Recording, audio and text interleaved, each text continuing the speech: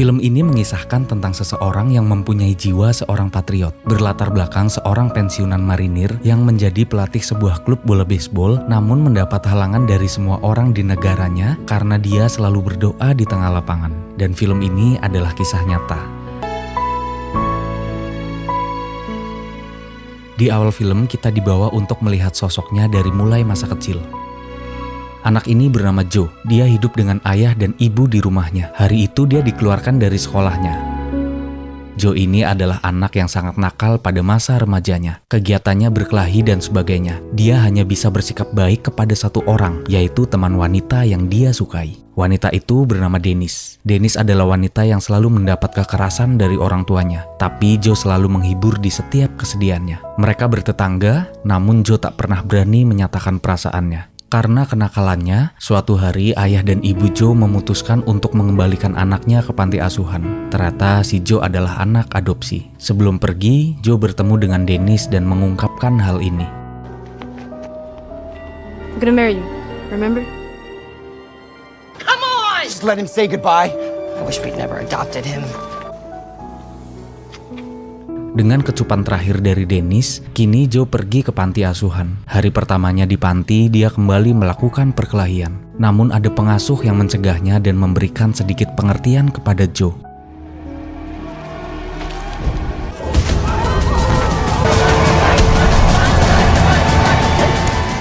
But we don't handle things with our fists. You understand?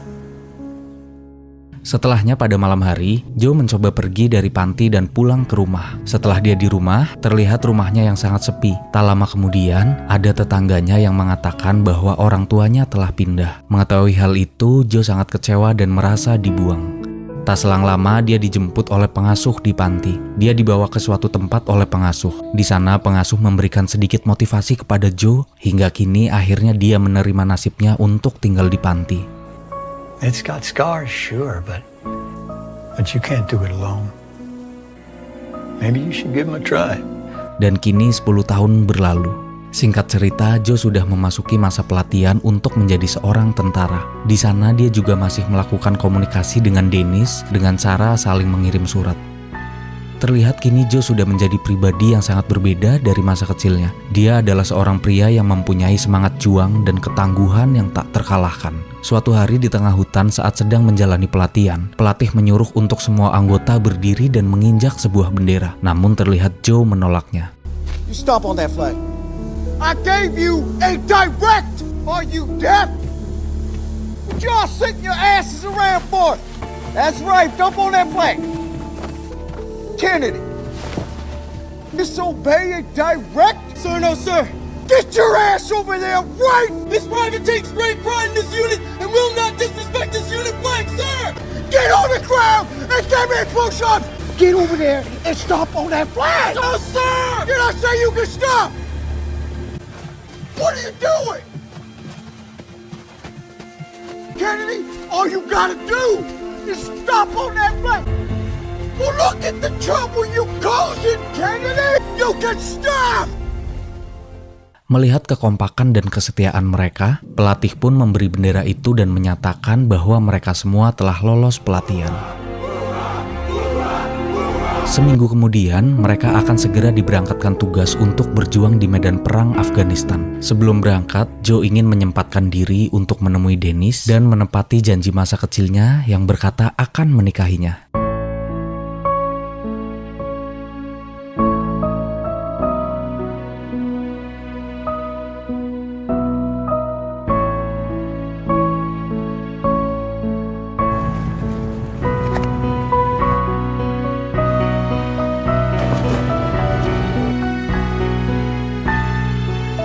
Pada akhirnya Joe harus berangkat ke medan perang dengan patah hatinya. Di sana dia tak peduli akan nyawanya. Dia merasa sudah tak ada lagi yang harus diperjuangkan. Orang tua angkatnya yang menghilang dan kekasih yang berkhianat. Bahkan dia sudah tak punya siapa-siapa.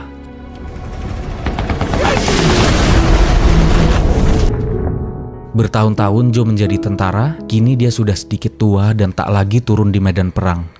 Sekarang dia mempunyai pangkat jenderal dan kegiatannya adalah menjadi mentor untuk para calon-calon tentara yang akan masuk militer. Suatu hari dengan sengaja dia mencoba menemui Dennis tanpa niat apapun dan dia hanya ingin mengetahui bagaimana kabarnya. Di sana mereka mengobrol dan Dennis meminta maaf, lalu menceritakan keadaan hubungannya di masa lalu. Dia sempat menikah namun kini dia sudah bercerai dari mantannya. Dennis ingin mengabari Joe saat itu, namun Dennis merasa tak pantas karena sudah terlalu menyakiti. Mengikuti kata hati, Joe yang sepertinya masih mencintainya, tanpa berpikir panjang apalagi mengingat masa lalu yang menyakiti, Joe memutuskan untuk menikahinya dan memulai kisahnya dari awal lalu mengikhlaskan rasa sakit di masa lalu. Setelah menikah, dia ingin sekali merasakan hidup berkeluarga dengan selayaknya, mengingat sejak kecil dia tak punya siapa-siapa dan tak pernah merasakan kehangatan sebuah keluarga. Dia pun memutuskan untuk pensiun dari kemiliteran dan akan menjalani hidup dengan sederhana bersama Dennis. Been an honor.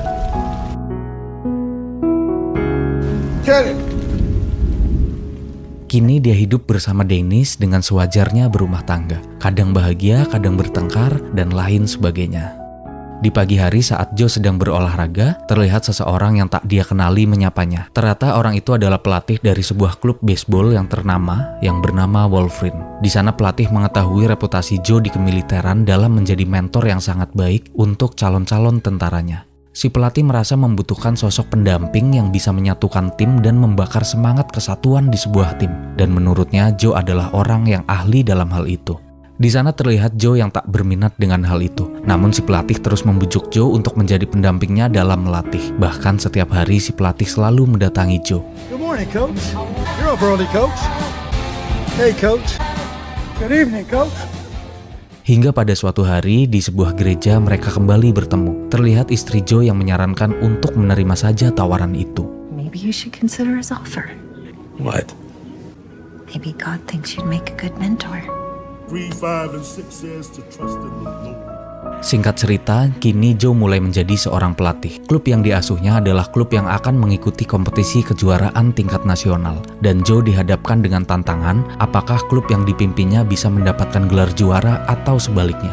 Pada hari itu dia memulai mengamati karakter-karakter pemainnya. Lalu dia membuat keputusan tim yang sedikit kontroversial dengan mengganti posisi kapten. He is a retired Marine drill instructor. He has joined our staff and he's going to be making changes to the program. Can I have your captain's jersey, please? Johnson, you're captain now. Great first impression. Hal itu membuat kapten lamanya merasa tak nyaman dan malah membuat mereka kehilangan kekompakan dalam tim. Hingga saat pertandingan pertamanya sebagai pelatih, sebelum pertandingan Joe ke tengah lapangan dan melakukan doa. Namun hasil akhir pertandingan pada malam itu tim mereka kalah. Beberapa petinggi di klub itu sedikit menyalahkan Joe. Pada hari setelah kalah, saat pelatihan terlihat kapten yang baru diputuskan oleh pacarnya dan semua tim menertawakannya. Just hear me out. Liz, please don't. Melihat itu, Joe langsung menyuruh mereka semua berlatih mengangkat besi. Namun terlihat kapten yang tak mau ikut berlatih. Tak lama kemudian, Joe memanggil kapten dan menyuruhnya untuk melepas baju kaptennya, lalu mengatakan bahwa dia tak pantas menjadi seorang kapten. Setelah melepasnya, inilah yang terjadi. Give me your captain's jersey. So then you can earn this back. I want you to prove us wrong. Prove it to us, Johnson. Just 5 measly yards, Johnson. Terlihat kapten yang kesusahan untuk melakukan tantangan yang Joe berikan. Joe meminta semuanya untuk ikut menertawakannya, bahkan pelatih utama juga marah atas perilaku Joe. Namun tak lama kemudian mereka semua sadar atas apa yang dimaksud oleh Joe. No, let's laugh it up. Come on, laugh it up at Johnson. Let's go. Is that all you got? Kennedy, I said that's enough. Does he look like a leader to you? Sure about that?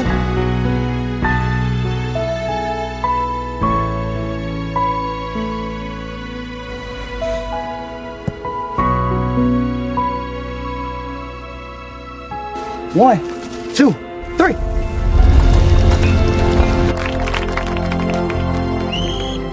Setelah itu mereka semua mempunyai kekompakan yang Joe harapkan. Mereka pun kembali melakukan latihannya dengan baik dan lebih semangat. Hingga pada pertandingan selanjutnya mereka mulai bangkit dan memenangkan pertandingan. Dan tak lupa Joe juga selalu melakukan ritual doa di tengah lapangan di setiap pertandingan. Setiap hari kini mereka berlatih dan terus berlatih untuk bertanding. Hingga pada saat pertandingan semifinal, ada pelatih dari tim lawan yang nampaknya tak menyukai ritual berdoa di tengah lapangan yang dilakukan Joe.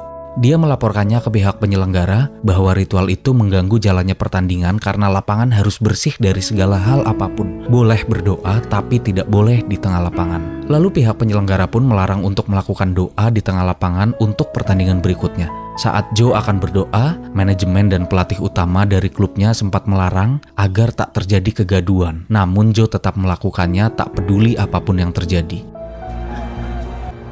You told him, right? Don't do it, Joe.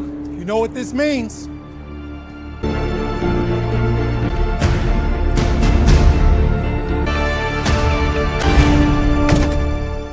Karena Joe yang tak mau mengikuti peraturan baru, kini dia pun viral di televisi. Banyak berita beredar bahwa dia harusnya dipecat karena telah melakukan hal yang kurang sportif. Hal itu dianggap kurang sportif karena dinilai mengganggu konsentrasi lawannya. He expects to be fired for taking a knee in prayer after Friday night's game. Hingga pada pertandingan semifinal, banyak penonton yang menyorakinya dari tribun. Guys, focus on the game. Ignore that. Focus on the game. Melihat masalah ini membesar dan cukup mengganggu konsentrasi anak didiknya, Joe tetap bersikeras dan meminta keadilan. Dia mempertanyakan apa yang salah dengan berdoa, karena baginya berdoa adalah hak bagi setiap manusia yang bernyawa, dan hanya kematian yang bisa menghentikan manusia untuk berdoa. Lalu manajemen tim dan seluruh anak didiknya mendukung Joe untuk memperjuangkan hal kecil yang menurutnya benar. Dan kini juga mulai banyak orang-orang yang sadar dan mendukung Joe. Mereka sadar larangan berdoa hanyalah sebuah alasan dari pihak lawan agar tim yang dipimpin Joe mendapat diskualifikasi. Bahkan karena maraknya berita itu, Joe pun harus mengikuti sidang tentang peraturan baru yang akan dikeluarkan oleh negara dalam cabang olahraga baseball. Dalam sidang itu, Joe tetap memperjuangkan kebebasan semua warga negara agar bisa melakukan doa dimanapun dan kapanpun. Setelah sidang, keputusan akan diberitakan secara online agar seluruh masyarakat bisa turut serta mengetahui peraturan baru yang akan dikeluarkan. Setelah seminggu kemudian, Joe dan rekan-rekan di timnya berkumpul menunggu pengumuman dibacakan.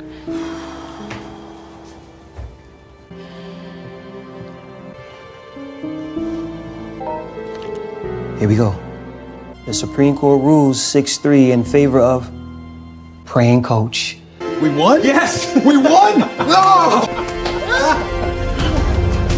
Di akhir film diperlihatkan kini Joe dan timnya bisa melakukan doa di tengah lapangan. Film pun selesai. Semoga cara saya bercerita tidak membuat kamu kecewa. Sekian dari saya. Assalamualaikum warahmatullahi wabarakatuh. God, you are awesome. Thank you for watching over these players tonight. Bless their families. Amen. Amen.